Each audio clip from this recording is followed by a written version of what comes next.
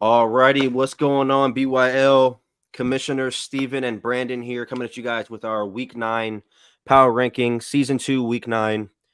Obviously, we've been humming along with the league so far, so thank you guys for your guys' continued activity, support, and overall just making the league fun.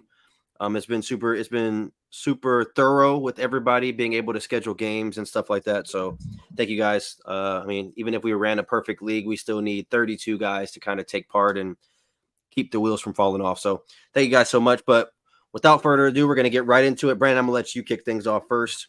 All right. Week 9, again, this is everything through week 9. I think we're on week 10 now. So week 10's games are not counted. So week 9. At number 32, we have Memphis. He dropped 7 ranks, 1-7, 0-5 in conference. He's getting out to a slow start. This was somebody that was kind of making noise a little bit last year, and right now he's not on the right path that he wanted his team to start the season off of. All right, next team we have San Jose State. So he was number 32. He got a win. So San Jose State did a win against UTEP on the road, 45-31. So obviously a big win. He came off of 2 byes. He lost to Colorado State, which was a CPU, which obviously a tough loss. And then he ended up beating UTEP in a dominant win. He was up big, like 38-7 at one point. So got that win. Plays Utah State this week. So hopefully kind of keep it going. Obviously, a lot to be desired if he wants to get to bowl eligibility, but I got to keep winning. At number 30, we have somebody who is struggling a lot this season. Coach Danforth, Tulane, 2-5 and 1-3. This is not the season that he wanted it to be. This is a very disappointing season for him, and he's finding his way at 30 at week 9. Already, at week 9, number 29, we have UNLV moving up from 30, moving up one spot. Since the last rankings, he's 2-3. So obviously he didn't have any wins the last rankings we did, so he was able to get some wins, beating Hawaii and a big time upset in Fresno State. Not sure what you're talking about. Confused. Unless you're saying you get in here, you ain't getting in here. Um, but he moves up a few spots. So obviously a couple big wins from Coach Xavier, and looking to kind of push forward.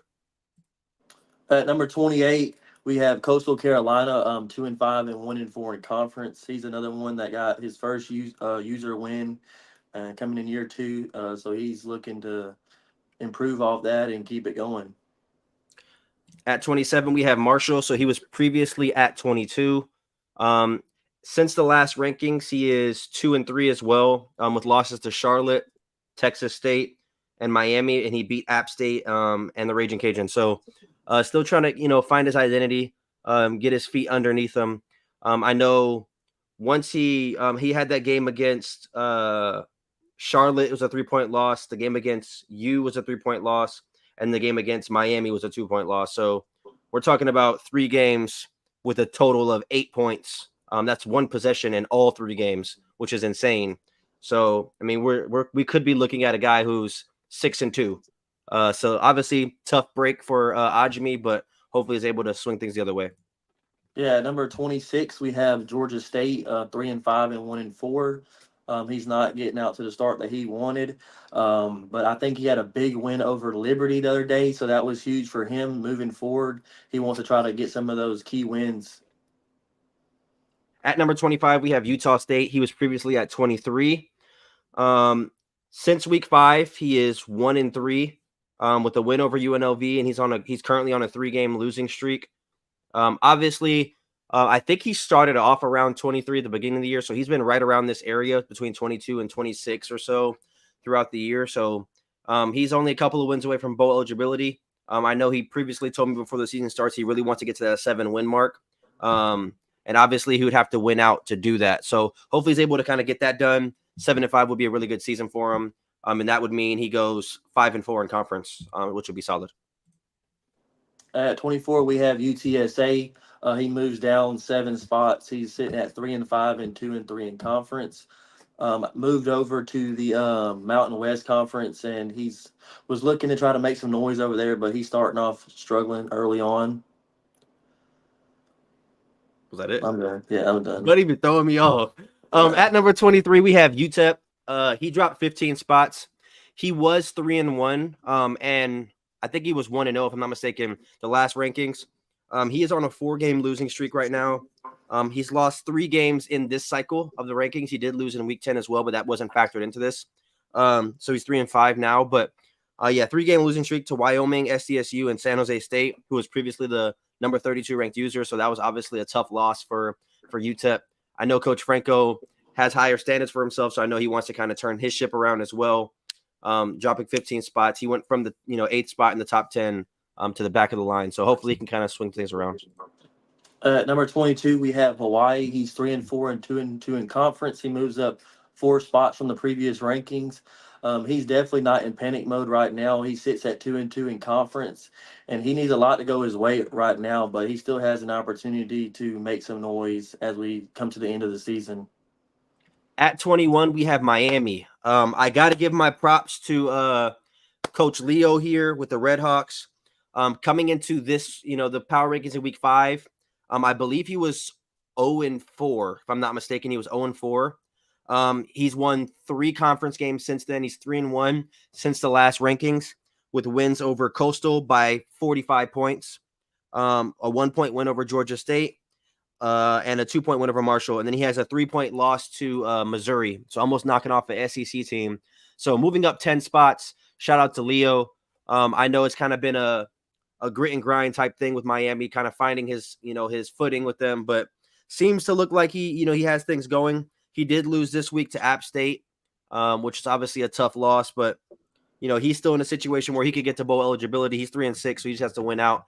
I know just saying win out is kind of, a tough thing to do, but I mean, he won 3 games since the last time we talked, so hopefully he's able to get that done.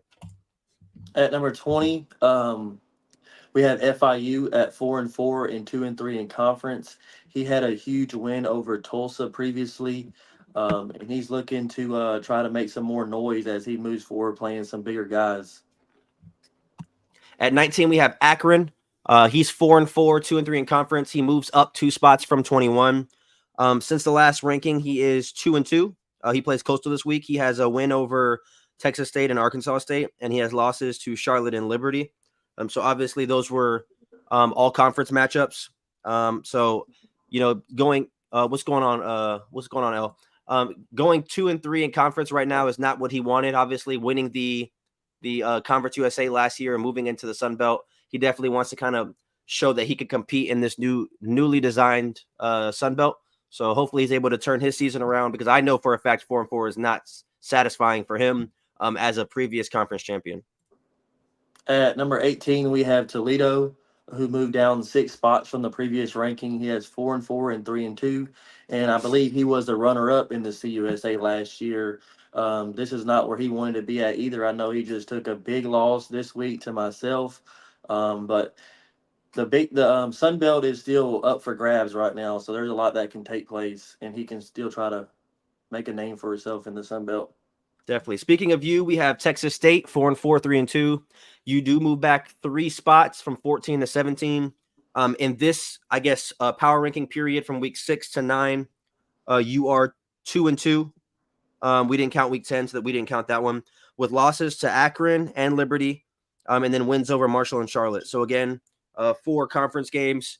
You are in a position, to vie for that second spot. Obviously, the loss to Liberty on the Hail Mary put Liberty in the prime spot to get to that conference championship game, and we'll speak about him later on in the rankings. But Texas State falls to 17 in 3 spots. At number 16, we have Western Kentucky. This is another user that won 3 straight games, who moves up 13 spots. He didn't like where he was at the last ranking, and he did something about it for sure. He had a big win over UAB, and he's sitting at 16, 4-3 and 3-2 in conference. He still has an opportunity to make some noise in the American. At number 15, we have Tulsa, formerly known as Central Michigan. He moves up 3 spots from 18. He's 4-3 and 3-2. In this power ranking period, he was 2-1 with wins over Rice and Tulane. Rice was a very big win, obviously. I think Rice was in the top 5 when he beat him. And then Tulane, obviously, 5-point win with a big loss by 30 points to FIU, though, which we factored in that. Obviously, FIU, we spoke about him at 20, and he was at 20 in the last ranking as well. So that was a big loss for Tulsa. But like I said, he was 2-1 in this period, so he did move up a few spots. At number 14, we have App State, 4-3 and 3-2 in conference. He is the Sun Belt reigning champion. I was a little bit higher on App State because he does have a good body of work, but he's not.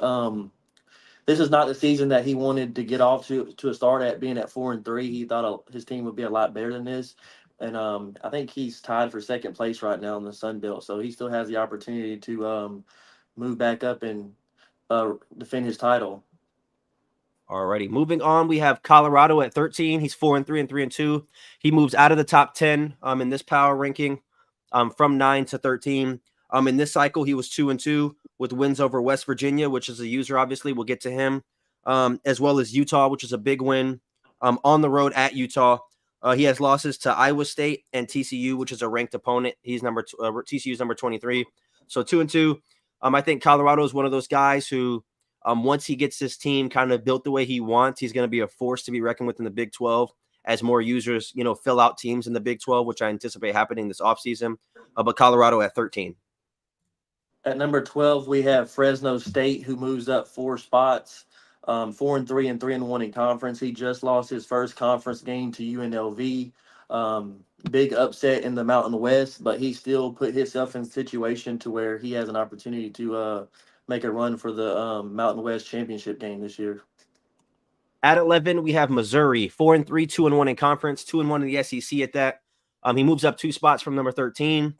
In this period, again, I know we're beating a drum, but he was 2-2. Everybody seems to be right around the 2-2 mark for this, this power ranking cycle.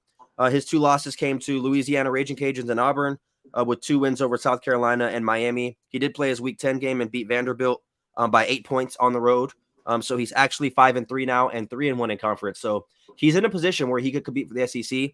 Later this year, he still has to play Oklahoma and Alabama and Arkansas. So he avoids Texas, Georgia, LSU, Tennessee.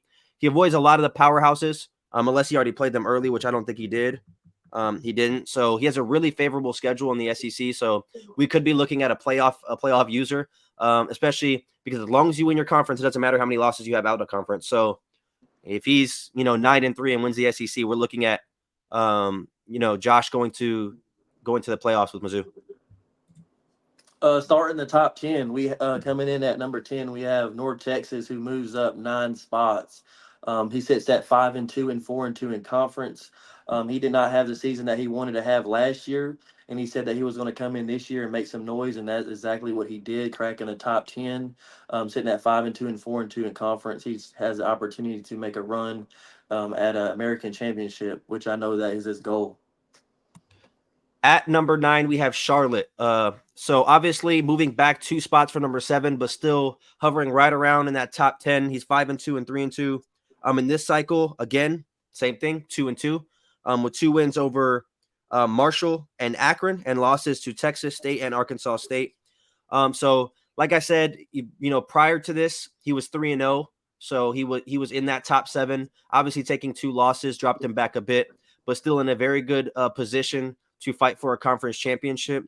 Not only a conference championship, but if he could somehow get back to that ranked point, he can get to a really good bowl game. So shout out to Alberto and the Charlotte 49ers. At number 8, we have South Florida, who moves up 2 spots. He's sitting at 5-2 and 2-2 in conference.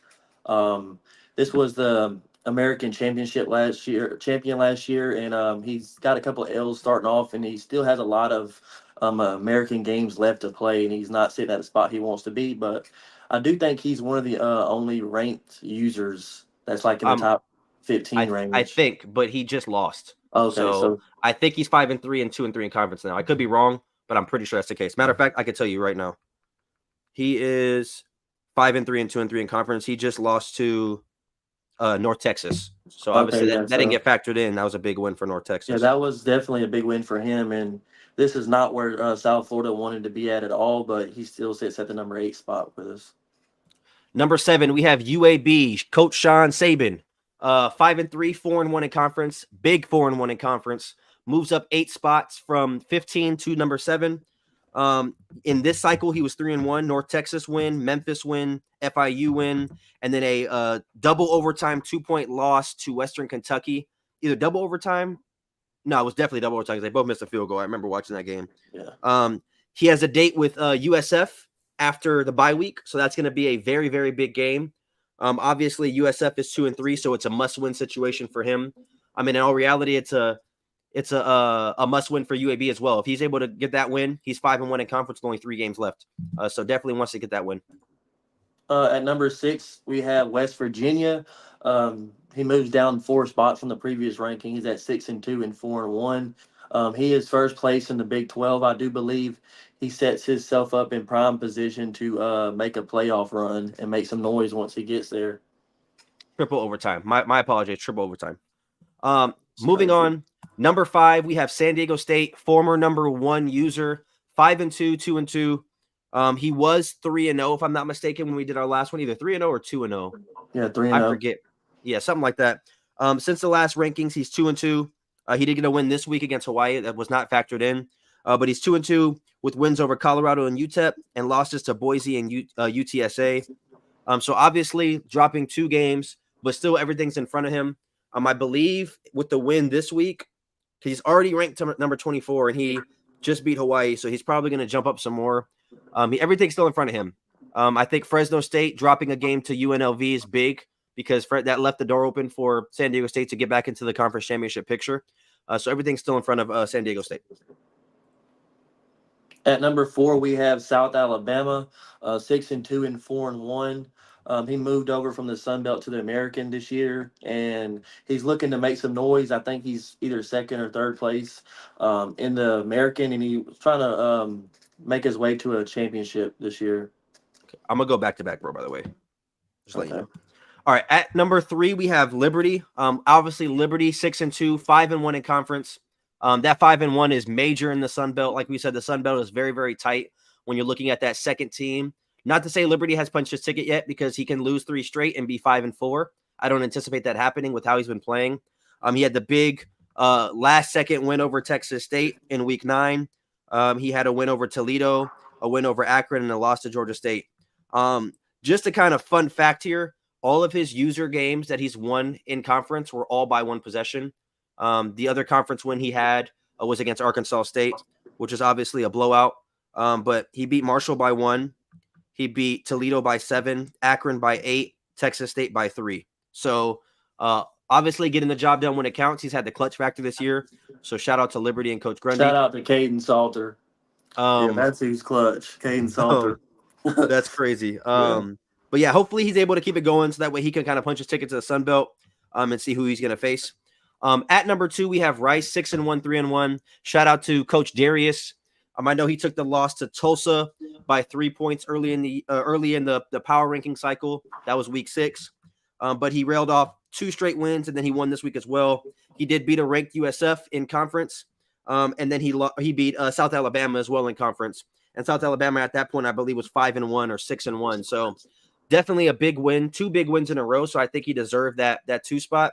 And he's looking to punch his ticket to the American. Him and UAB do not play, so we could be looking at the two participants in the American Championship game if everything holds firm and they continue to win. At number 1, we have Boise State sitting at 8-1 and 6-0 in conference. He was the number 1 team for the longest, caught an L to App State and moved down a little bit. He finds his way back into the number 1 spot, trying to make a run for back-to-back championships in the Mountain West and get back to the playoffs and try to make a back-to-back national championship run as well. So back to where he wants to be at.